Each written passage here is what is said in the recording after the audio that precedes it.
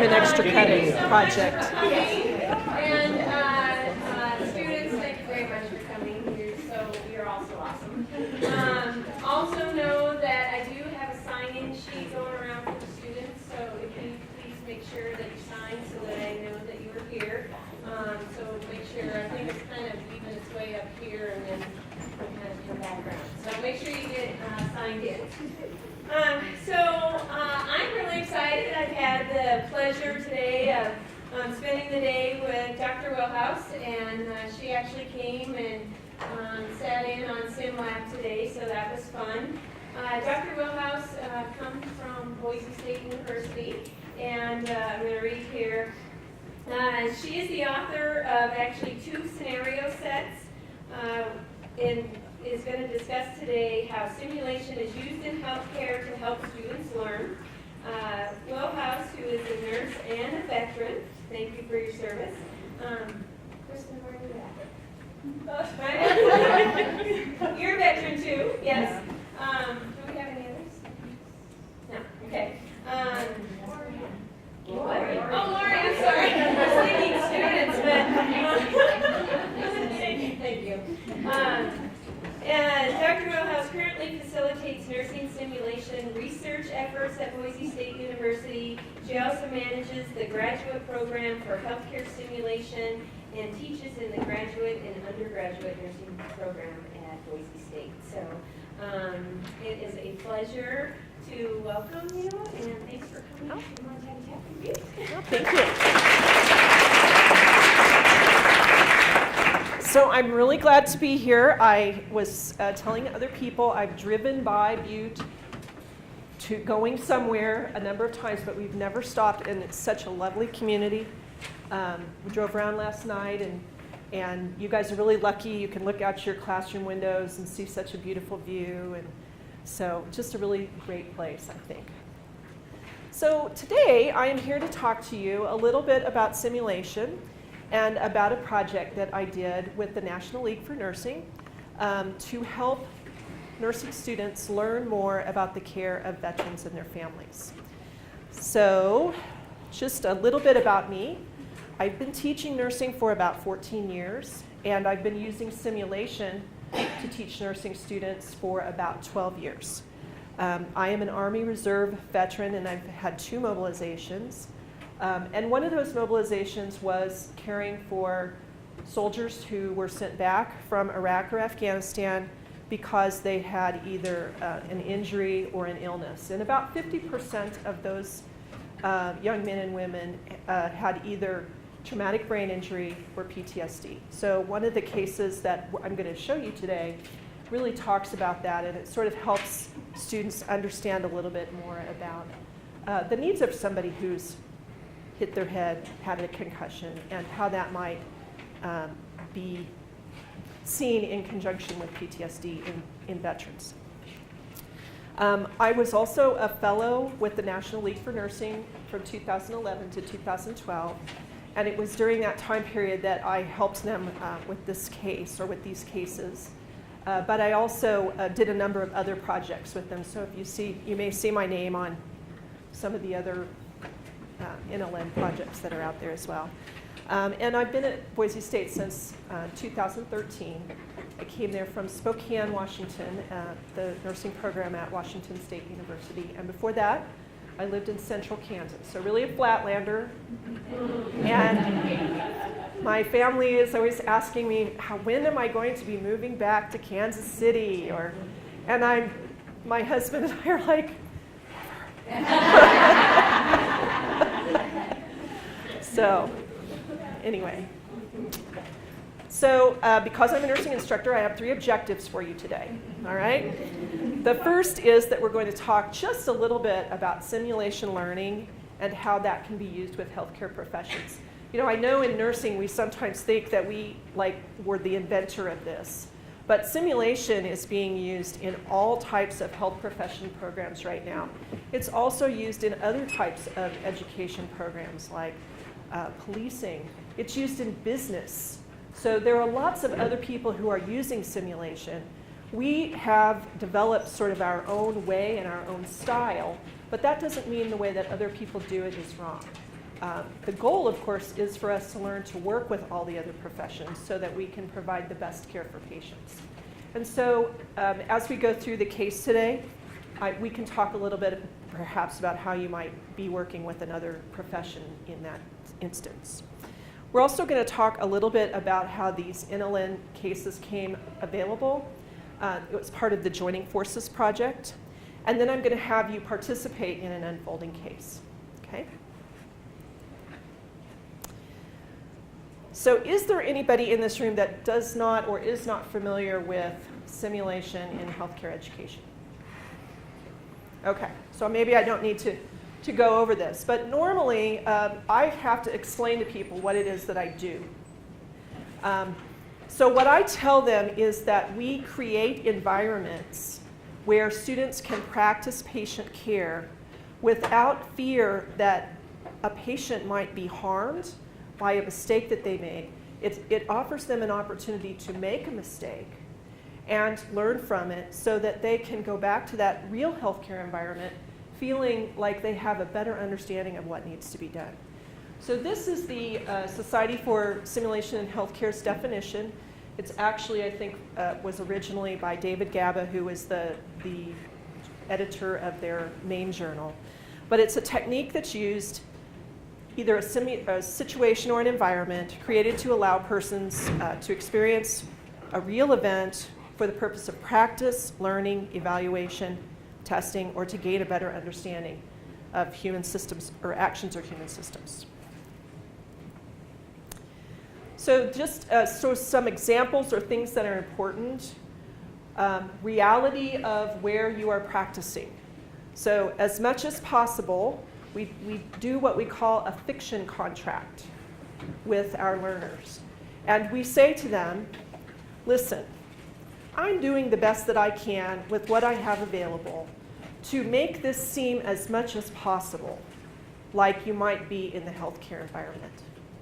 And I would ask you to try your hardest to also believe or to buy into that. And one of the ways that we can do that is by providing an environment that is as much as possible like the healthcare setting. So if, for example, I said, now we don't have any syringes here in our lab today, so I'm going to ask you to use this pen. All right? That would be a little bit hard sometimes for people to imagine. Okay? So we really want to try as much as possible to have the same kinds of equipment that someone would use in the regular environment, because then when I get to the hospital and I'm like, oh, I can just give their medicine with my pen. Okay? That really doesn't work that way. So as much as possible, we want the environment to be real. Okay? And then fidelity. So fidelity is sort of the degree of realness that something presents. And so I have just some different pictures up here. At Boise State, we use a lot of what we call standardized patients. So that is an actor or an actress that is trained to respond to the learner. And they learn their part, they have sort of a little script that they're following, and if the student may say something, they know what they're supposed to respond with. Okay? So you can see here in the middle, there's a standardized patient. I think that might be a respiratory therapy student that they're working with. Over here, this is actually a mannequin, but we have the tattoo sleeves that you can put on the mannequin so it makes them seem maybe a little bit more like someone that you might have taken care of before. Over here, I think you maybe have this model here. You have the Sim Baby. So this is actually a mannequin. It's a little bit more difficult to feel like you know what the mannequin is telling you. They don't have an expression. They can't change their expression. So there's sort of all different degrees of fidelity. And what's really important is that it should be the objective that you are trying to learn that drives the fidelity. If you have something that is so realistic that the student is really afraid or unsure of themselves, then that fidelity might be too high for the learning for that student. Let's say, for example, you are going to learn to start an IV. The very first time you have started an IV, and we bring you in and say, here is a real person, and we're going to just give you the stuff, and here's the book, go ahead. Give it a go. Okay? Now, as the person who is on the end of receiving your IV, I might hope that I have a plastic mannequin arm or something like that. And you as the learner might be like, you know what, I might need to practice on something a little less real first. Okay? So in that situation, we might start with low fidelity and work our way up to a higher fidelity. Or it might be something where you really need the high fidelity to get the believability so that you can really immerse yourself in the learning. So that's kind of, it's really dictated by the objectives that you have. Okay? So that's just something that you should be thinking about as well. Okay? So in 2012, I believe it was, April of 2012, I was working at the National League for Nursing, and my boss, who was the CEO of the NLN, went to the White House and visited with Michelle Obama and Dr. Jill Biden, and they had a meeting with different organizational leaders from nursing education and nursing organizations. Okay? And they asked those nursing organizations if they could help them provide more information to nurses who are working and nursing students about how to better offer care to veterans and their families. Okay? What they really wanted them to focus on was post-traumatic stress disorder, traumatic brain injury, depression, and other combat-related issues. These are probably the three biggest issues that have come out of our most recent conflicts. And they're the issues that we hear a lot about, but nobody ever wants to really talk about them. You know, if you have come back from a conflict and you have a physical injury that someone can see, it's much easier for a care provider to really have a good understanding of what's wrong with you. But if you come back and you have anxiety, or you have depression, or you have difficulty remembering things because you were in some kind of concussive blast, that's a lot more difficult to see. And so they wanted us to focus on different kinds of scenarios where students could learn more about that. And so this is just if you would Google joining forces, the White House website. There's a lot of different arms to joining forces. So there's businesses, there's other agencies that are involved. But in 2012, they got the nursing organizations to get on board. So the National League for Nursing really believes that in order to really be useful in helping learners, that from a national level, that they need to look at what is the changing demographic and the changing healthcare needs. They need to be able to help faculty teach about the care needs for people who are vulnerable populations. So we're going to consider veterans in a vulnerable population, and especially older adults. And they also want us to design very intentional encounters. So it's an encounter where I have in mind exactly what it is I hope my learner will take away from it. Okay?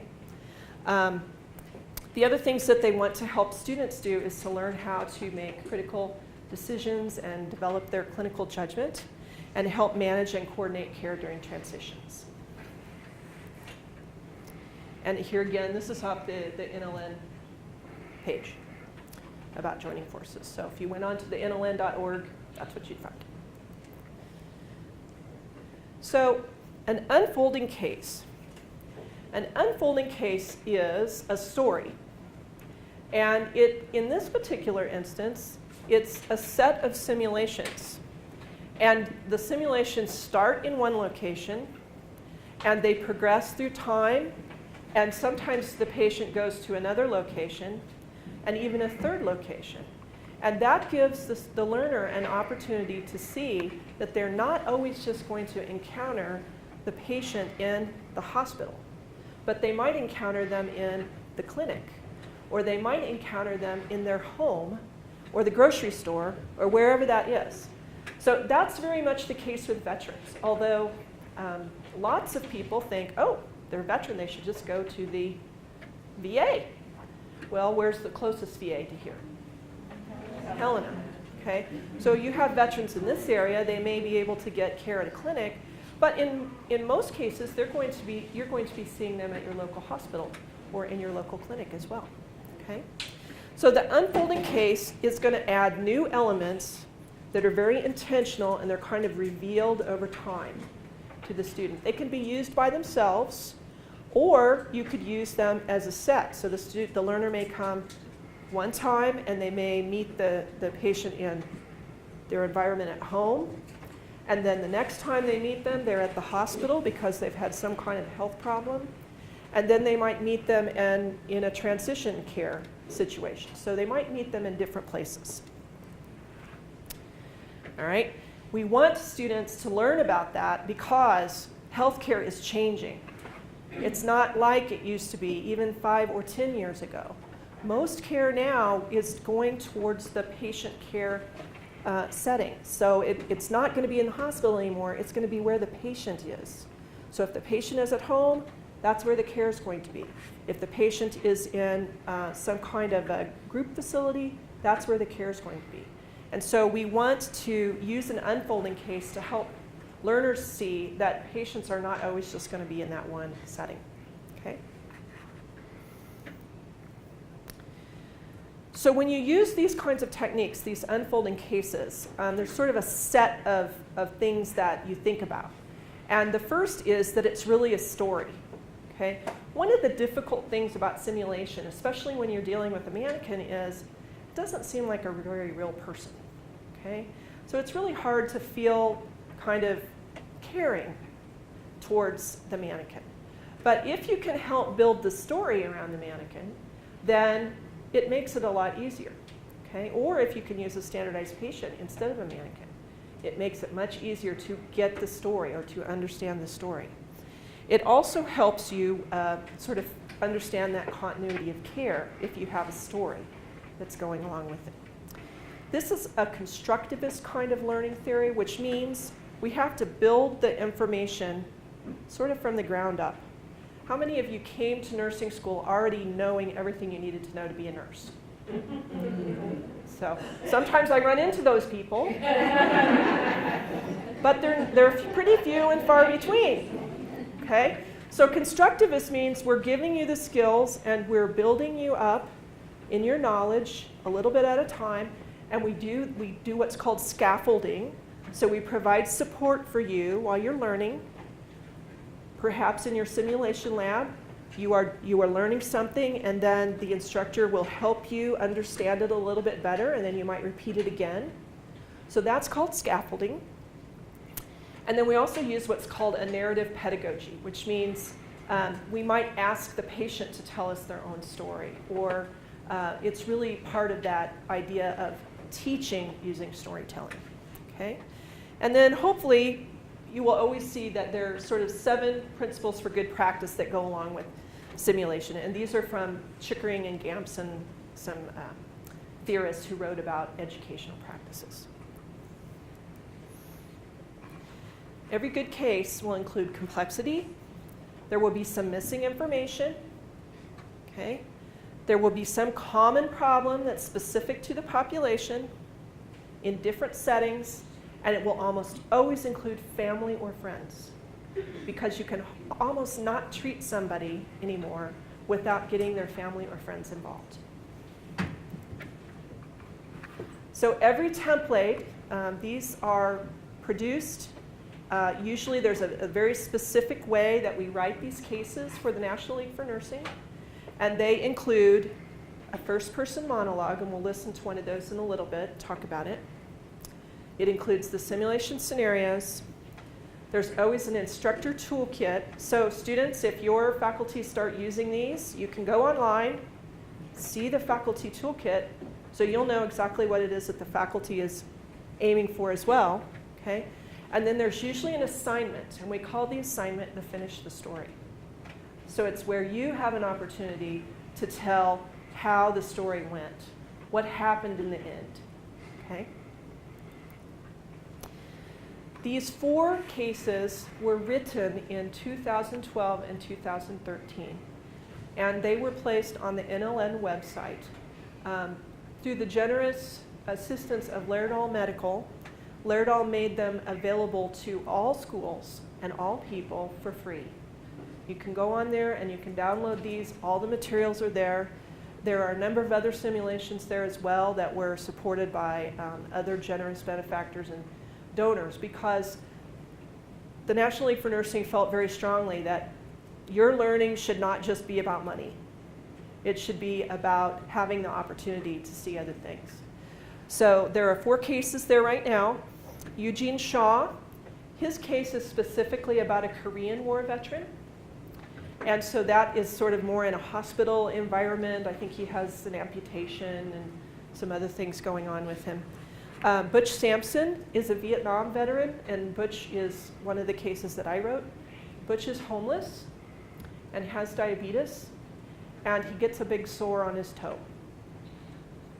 And I don't know if you could imagine what it would be like if you didn't have a car to drive or something like that. You had to walk everywhere, and you were a homeless person and you couldn't get in out of the elements. But Butch doesn't really want to get in out of the elements. He really sort of embraces his lifestyle, which sometimes you do find in our homeless population. But Butch has to go to the hospital, have part of his toe debrided, and the student would go and talk to Butch about how to manage his diet. If you think about how could a person who's diabetic manage their medications if they didn't have a place to keep them. So there's a lot of problem solving that goes along with Butch, helping him try to figure out how those things are going to work out for him. And then the students follow him to an assisted living place where he's sort of on the verge of being kicked out because he doesn't really, there are lots of rules there, and he's not really wanting to follow the rules. And it's a really good one to help you sort of think about how people not like you, how can you help them manage their care, okay? Jenny and Eric Brown. Jenny is a female current conflict veteran who is pregnant and finds out that her baby has a mild birth defect. And she has an anxiety problem based from her time in deployment. And she is worried that somehow her deployment may have caused this baby to have a birth defect. So this is really an OB case. Students visit Jenny first in the behavioral health ward where she's getting ready to be discharged to talk to her about her anxiety. And then they go visit her in her home to help her prepare for her new baby. And then they visit her as she's being discharged from the hospital. And then the final case, and that's the one that we're going to do today, is Randy and Joy Adams. And Randy Adams is a current conflict vet.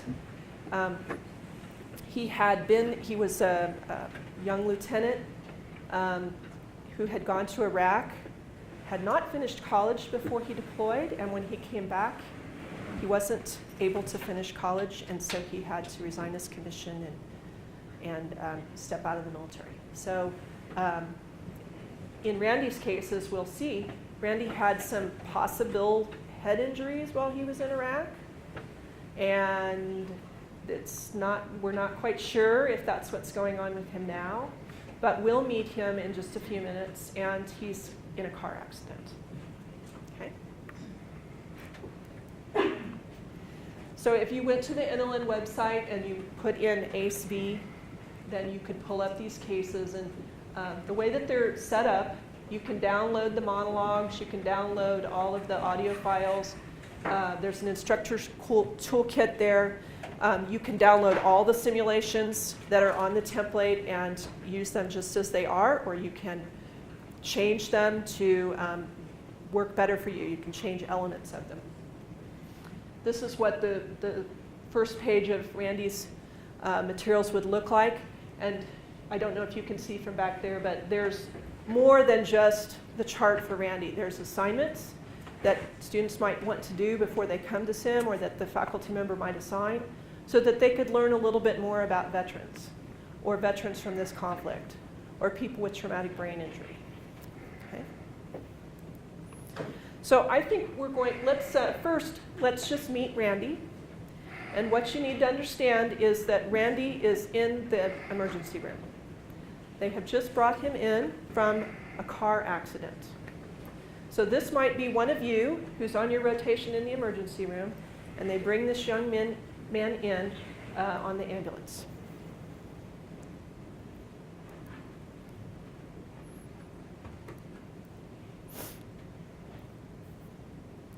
What happened? Who are you? What's this crap running in my arm?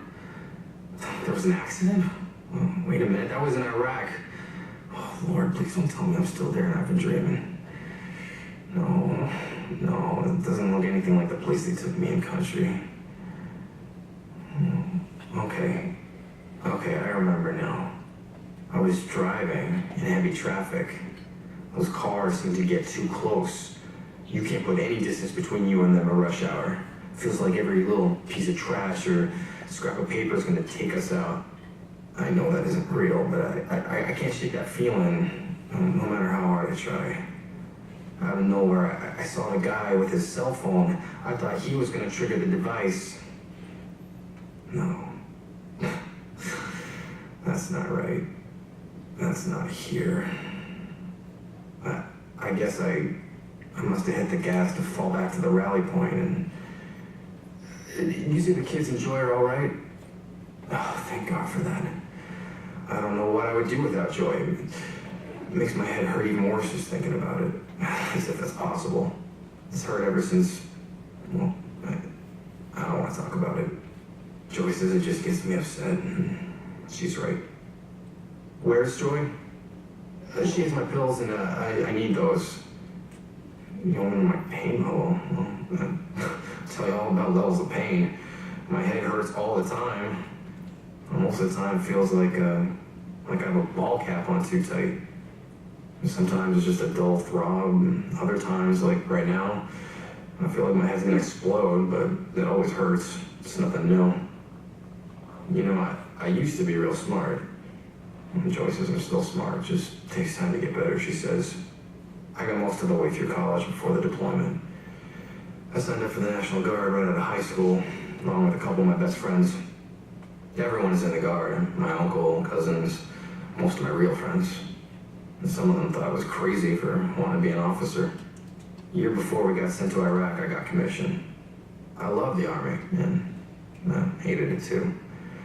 I don't expect you could really understand that. And it's hard to tell your friends, guys you've known almost your whole life, to do something that might get them killed. No, I gotta stop talking about that. Joy tells me that all the time. She's everything to me. I wanted to get married the minute I saw her. She is so beautiful. She tries so hard. I'm so proud of her. She got her engineering degree while I was deployed. I can't bear to think that I might have hurt her or the kids because of a stupid plastic bag on the side of a road. Some idiot with a cell phone. Hey, my work. I forgot I was on my way to work. Joy wasn't with me at all, was she? Can you call my work? Jack will be worried if I don't show up. I work at a computer place down in the valley. Jack hired me when no one else would. He used to be in the Guard, so he gets it. Just tell him, Jack is his name. Tell him I'm okay, and Joy will call him later. I owe Jack. I don't want to let him down. How long do you think I have to be here? Just put a Band-Aid on it and let me go, okay? Joy will take care of me. She always takes care of me.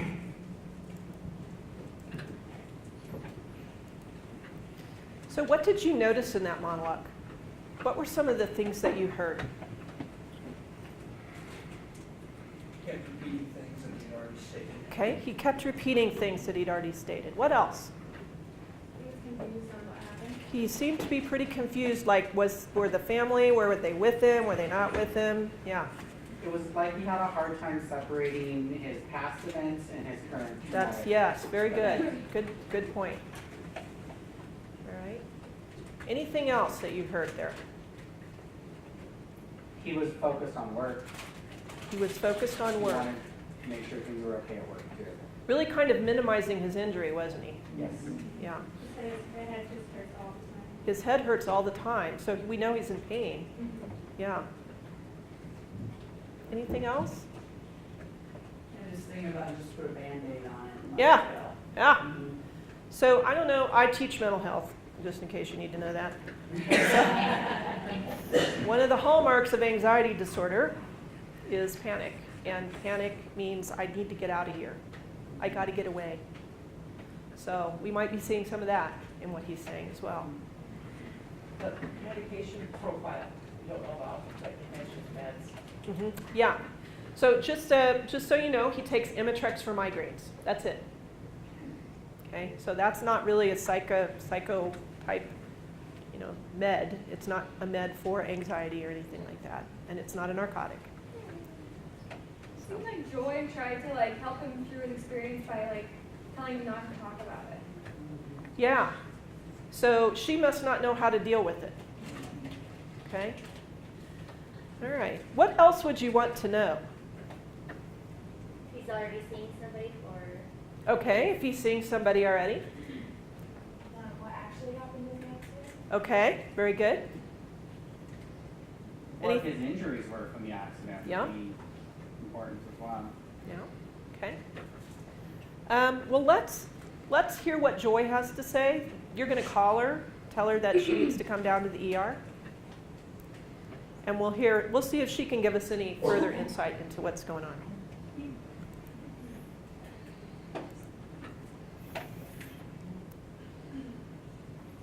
Thanks for calling. Thank goodness he's okay. I'll drop the boys off at my mom's and be right down.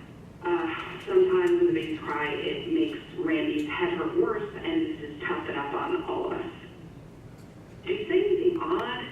Sometimes he gets a little disoriented. He was in a couple of bad explosions in Iraq. He was never really hurt himself, not like his friend Jeff who lost his arm. I think they kept him back sometimes after some really bad bombings, but he had to go out a lot since he was the lieutenant. After Randy came home, he was, well, different, I guess. He's still the same sweet man I fell in love with, but he has trouble making decisions, and he forgets a lot.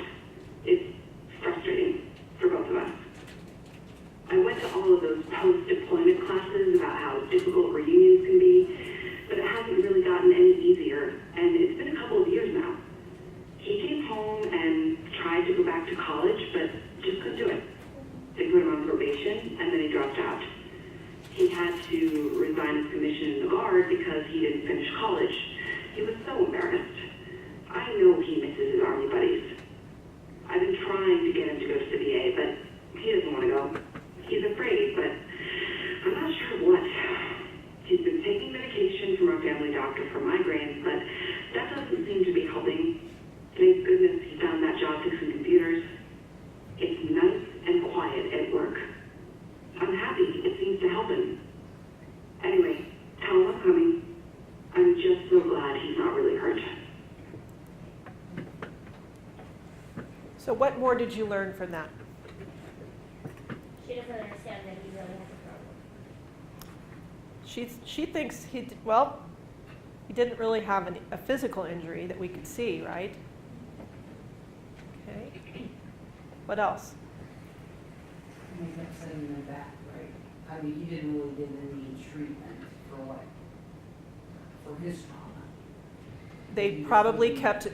So when you have a concussion, whether it's a blast concussive injury, just so you understand, you may not actually strike your head on something, but there's a blast wave, and as it strikes the side of your skull, it makes your brain bang inside of your skull, all right? And that's what causes the injury. So those signs are usually somebody who's confused, and it's very much the same as a concussion, okay? But it's not caused by striking your head against it. And the treatment for that, for actually any concussion, is just resting. There's no magic medicine that we can give you to make your brain heal itself. The way your brain heals itself is by sleeping and resting and not trying to do any task that requires a lot of cognition. Okay? Dr. Willhaus, Uh-huh. we have a physician in our guardian that talks specifically to the TBI current treatment of resting. He mentions that with young people that he takes care of, a lot of our students, they're into their cell phones, Games, yeah. they're into social media, they're always having some kind of contact with that. he has a hard time trying to understand, you know, how do you make somebody rest and take away all that from them with them trying to, you know, go through a treatment, and he really struggles with Yeah. that, trying to make his patients completely rest from that, because, you know, it's a different generation. It is, of yeah. people that are Yeah, and it's hard. It would be hard to put things aside, I think, too. And so people with really serious head injuries, sometimes we put them in a coma. We make them sleep so that they, their brain can heal. So, is there anything else that you think you need to know?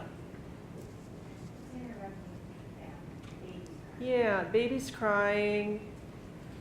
Yeah, Joy works. Restoration, Yeah, can't make decisions. okay. What support they have, what Yeah. Well, and I guess also, like, when she was saying how he gets upset when the baby's crying, like, kind of how he gets upset, like, if it's aggression, if it's... Yeah, does he become angry or, there's, in this particular scenario, there's plenty of room here also to ask questions about, does Randy drink alcohol, which could make those kinds of problems worse? There's plenty of questions to ask about other habits that might make the problems worse. But what I want you to think about now is, that's what's been going on before, and now he has had a car accident, and he has a concussion. Okay? So he's actually going to be treated for the current concussion. It might be, though, that somebody will recognize that he has some needs, and he can be referred where he hasn't been getting any care up until this point, really. So in some ways, he might be kind of lucky that he had an accident. Okay? So the 3 simulations for this particular case. The first one, Randy is kept overnight in the ER, and our student would be going over his discharge instructions with him. Okay? And so that is the first scenario. He leaves the hospital and he has referrals to go to neurology. He's supposed to also go to behavioral health to see if this might be more related to a PTSD problem. Okay? In simulation 2, he shows up at his regular doctor's office, the doctor who's known him all of his life and who's been treating him, and Joy's not with him. He has forgotten to go to his 2 appointments because Joy and the kids got sick and she couldn't facilitate him going.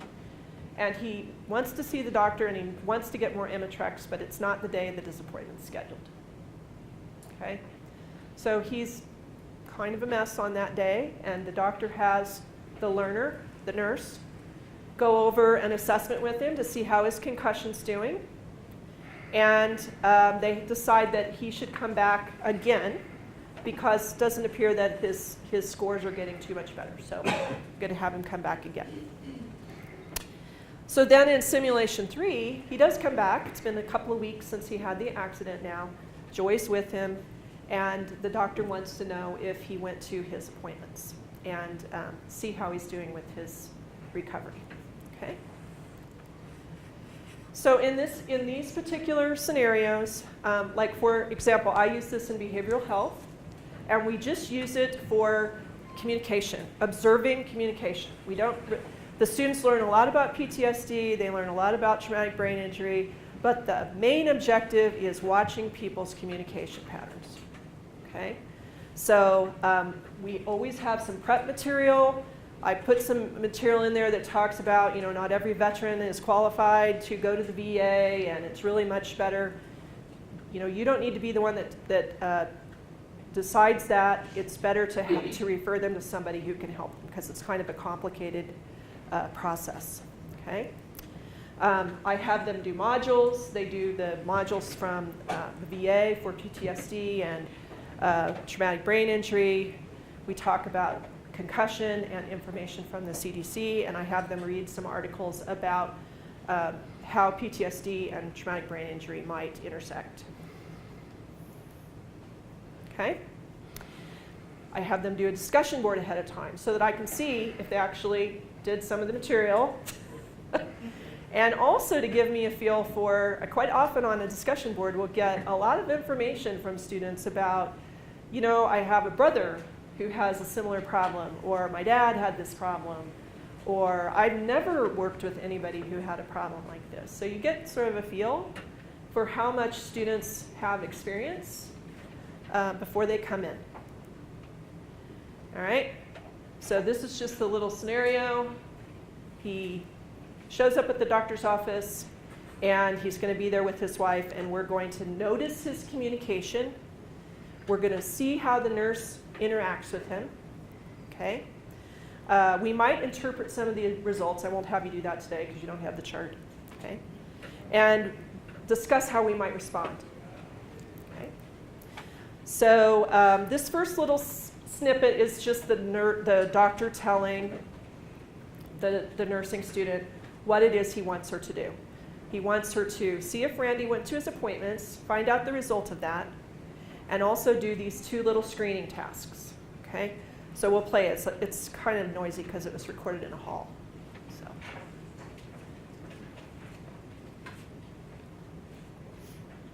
Nice seeing you come over here. Absolutely. We have a patient coming in today, Randy Adams. You may recall he's a 28-year-old male who had a concussion from a motor vehicle accident about 2 weeks ago. He lost consciousness during the accident and was very confused, so we kept him in the hospital for observation for 24 hours.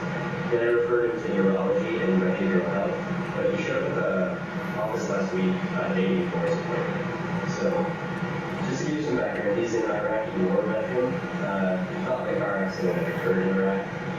For more than a little concern, he might have some residual problems due to some explosive incidents that he had while he was in Iraq. I referred him, as I said, to neurology and behavioral health, but he did not keep the original appointments. I spoke to his wife Joy on the phone after he left, and she assured me that she would follow up. Is Joy with him today? Yeah, she'll be with him today, so she assured me to follow through with his appointments. I've encouraged him to get care at the VA, but he's pretty resistant.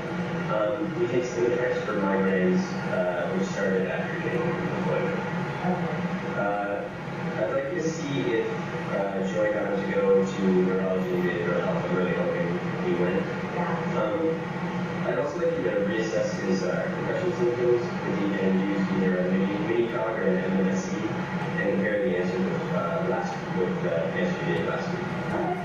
You also do an ACE to compare the ones in the hospital and his visit last week. And see if he wants to visit neurology or psychology. I'd like to know if he wants to be working on this year. Absolutely, Dr. I'll go right in and talk with you. Okay, thank you very much. You're welcome. So one of the things I want my students to see is that Dr. Reynolds used an S-bar to tell the nurse what he wanted. And so at the end of this, you're going to use an S-bar to tell Dr. Reynolds back what he asked for. So it's just an example of communication, and we often talk about, what did you think about Dr. Reynolds? Did he seem engaged? Was he worried about the patient? Sometimes as nurses, we think we are the only people who are ever caring. All right? And that is absolutely not true, okay? The other people on our healthcare team care as well. So we have that little clip at the beginning so the students can really think about, okay, what did that communication look like? Was it professional? We can just discuss that, okay? So we're just going to watch the beginning part of this. The later part is the nurse doing some tests with Randy, and we don't have the chart, so you probably wouldn't be able to compare. But you'll be able to see from the first few minutes what it is I'm asking the students to watch for, okay? So we're going to watch, and I want you to really notice, if you will. I like to use the word noticing instead of assessment, because assessment seems very formal. But much of what we do as nurses is we notice what's going on. We notice how much stuff is hanging in the IV bag. We notice if there's any urine in the bag. We notice if the patient seems, alert and awake. Some of that is very informal. So I want you to just notice some things, and then we'll talk about that afterwards, okay?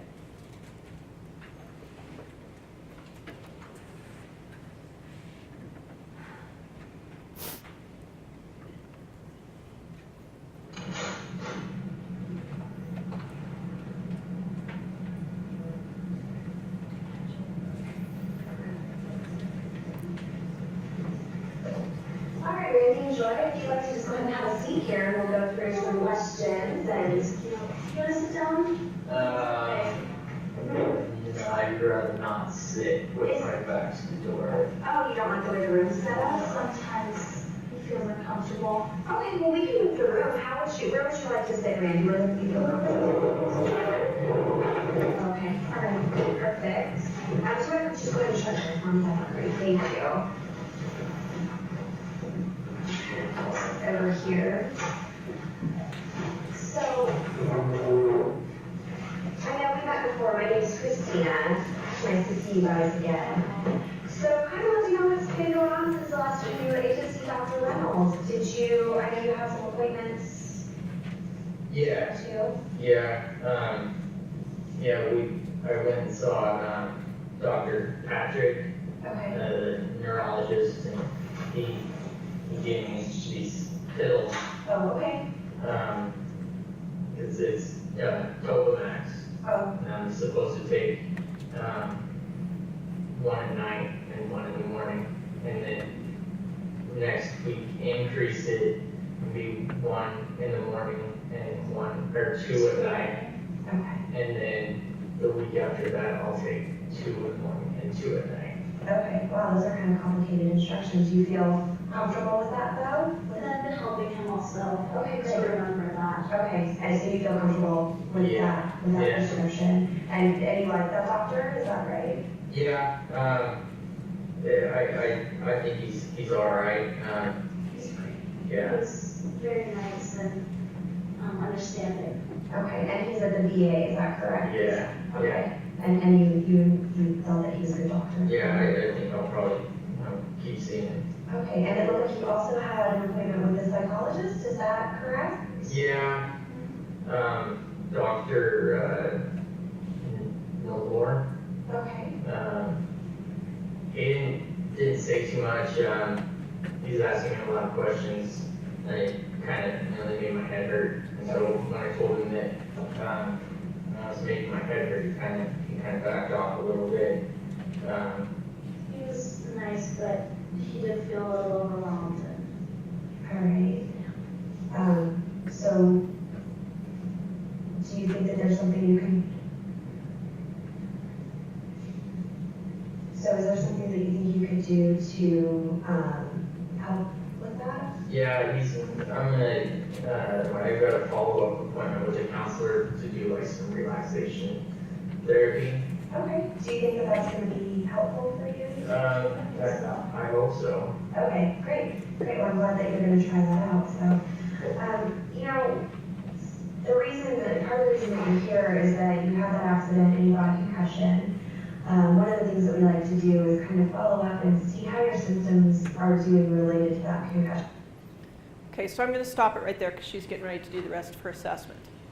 So what were some things that you saw? Very restless. Very restless. See, so that would be, I would call that we have now interpreted his behavior. Okay? So if you're just noticing it, what things did you notice? He can't sit still.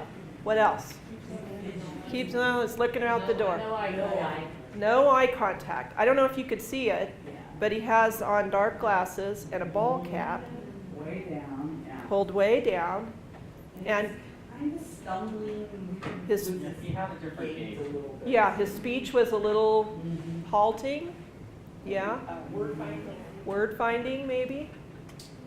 Okay. Didn't want his back to the door. Now, this is not an uncommon feature, but it's not just limited to veterans.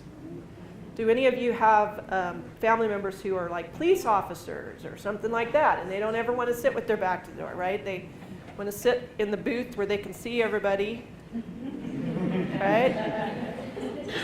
All right.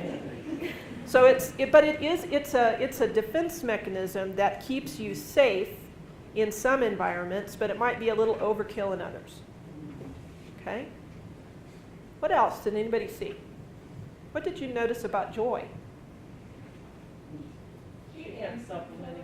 She was answering the questions for him, right? Yeah. What else? Yeah,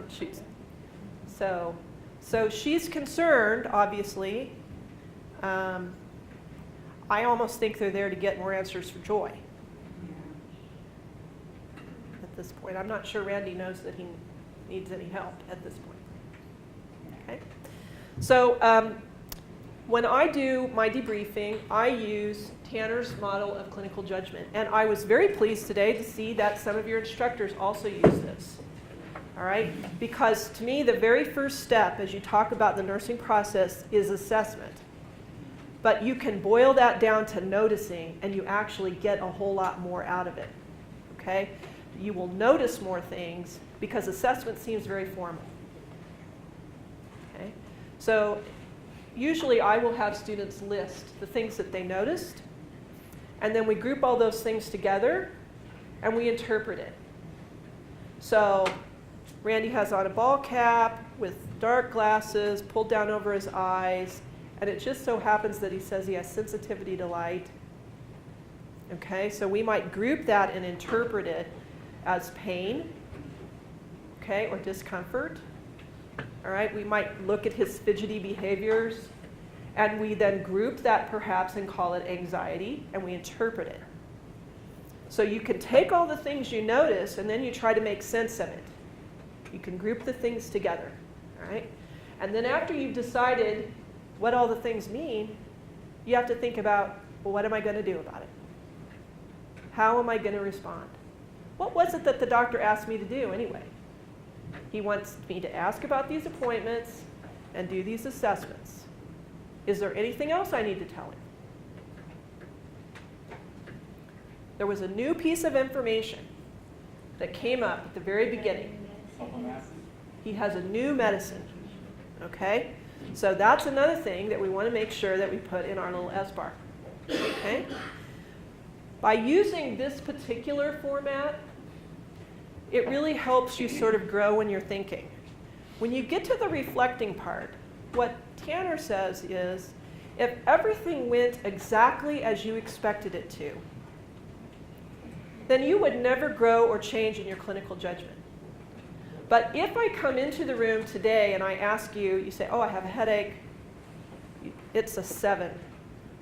I say, well, I got some Tylenol. I get the Tylenol, I bring it to you, and I come back and check with you again 30 to 45 minutes later, and now you tell me your headache is a 9. That is not what I expected to happen. So now I'm going to go back and look and see, well, was there something else that I didn't notice? Something else that I should be looking for? And that is how we grow in our clinical judgment. If everything just stays the same all the time, we don't really learn anything new. But it's when we actually reflect on that, how does this differ from what I've experienced in the past, that we start to learn and grow. Okay?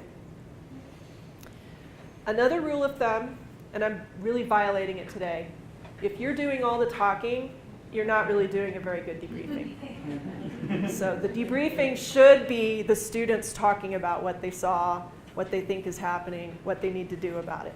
Okay? Not the person, the faculty member. Okay? So we've talked about this a little bit. Randy had the jitters, he had dark glasses, had on ball cap, halting speech. He seemed very uncomfortable with the room arrangement, frequently looking behind him. He reported a headache, sensitivity to light. He also says later he has a lot of trouble concentrating when there's noise. Okay? He also tells us that other people really bug him. Not Joy and the kids, they don't bug him. Other people. And actually, he and Joy say it at the same time. That was not intentional when we recorded this, but they both say other people really bug him. And he has a new medication. We noticed that Joy seems supportive. She's answering for Randy. She seems concerned. And at the very end, she asks the nurse, what is going to happen next? Will you come back and tell me what we're going to do next? So that helps you as the learner know, I got to close the gap on it. Okay. And by the way, these were the two, Joy and Randy are real standardized patients. But the girl in the video is a nursing student. So she did this. I asked her if she would just come down and do this for me, and she did. She had not seen the scenario.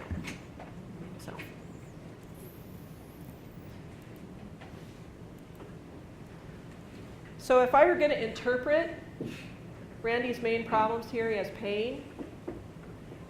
His cognition is improving as you do his assessment, and he has this restlessness that might be anxiety or something else. And for Joy, we would give her the nursing diagnosis, caregiver role strain, because she's trying to hold everything together. So what do you think needs to be done?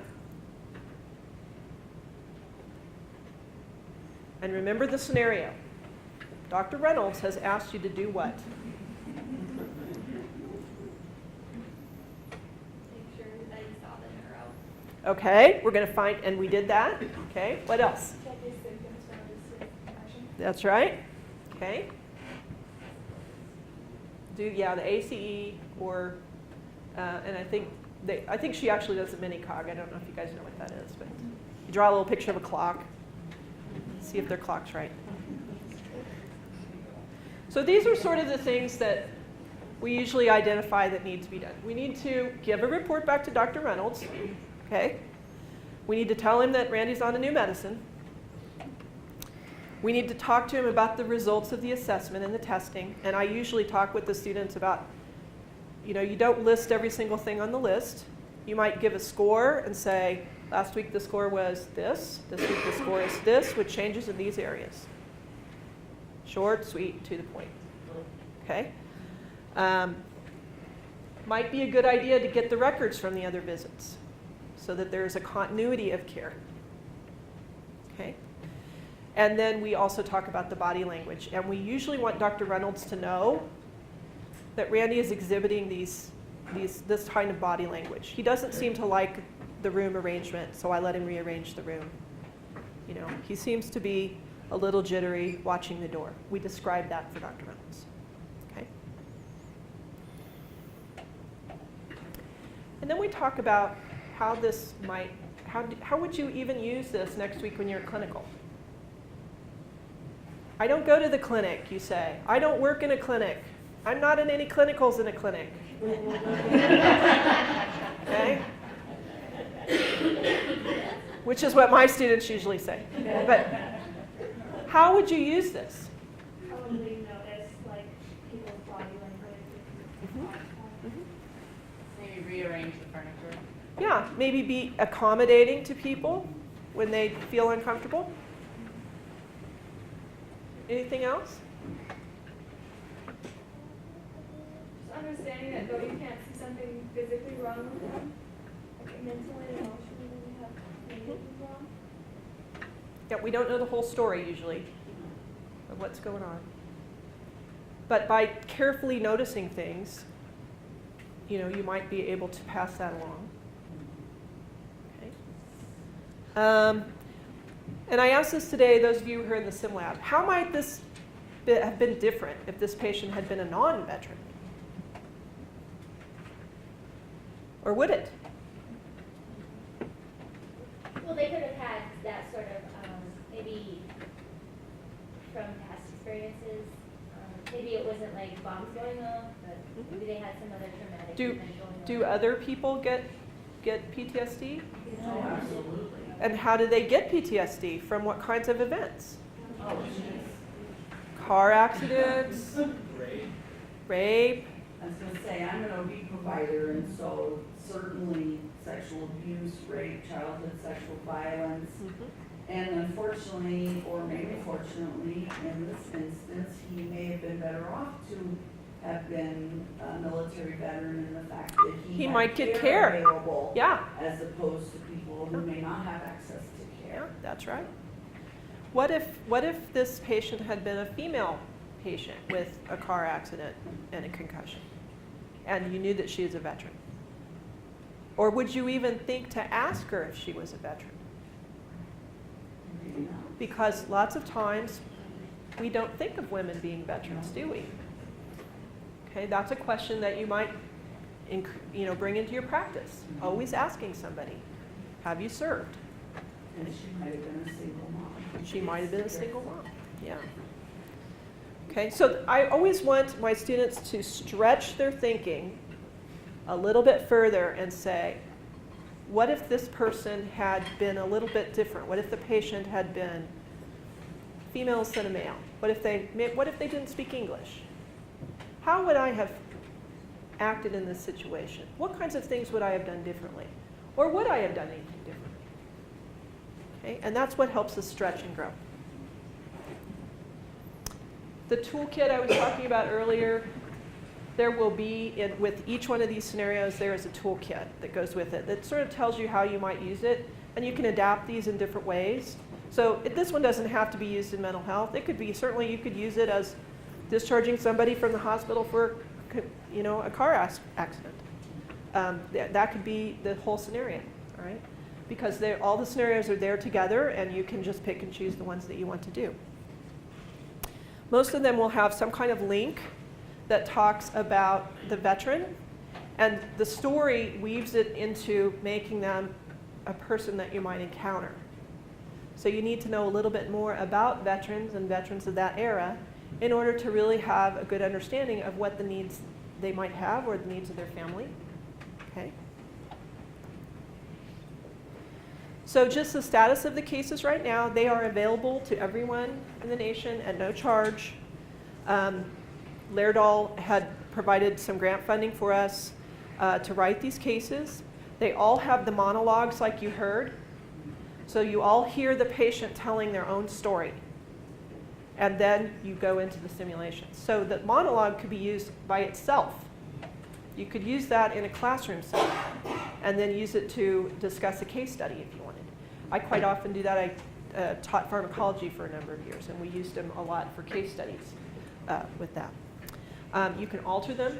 There's no reason why you can't change the medications or even change the name of the people and make it just as effective.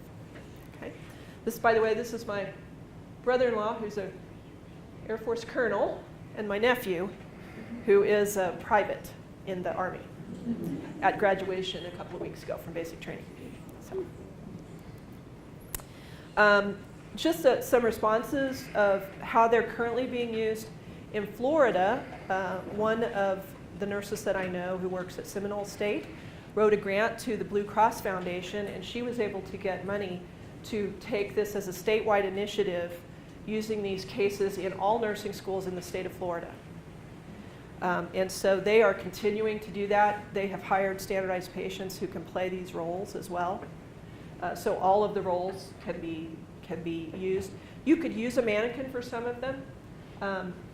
I think especially the ones in the hospital setting, where a patient's going to have surgery or something, that might be useful as well.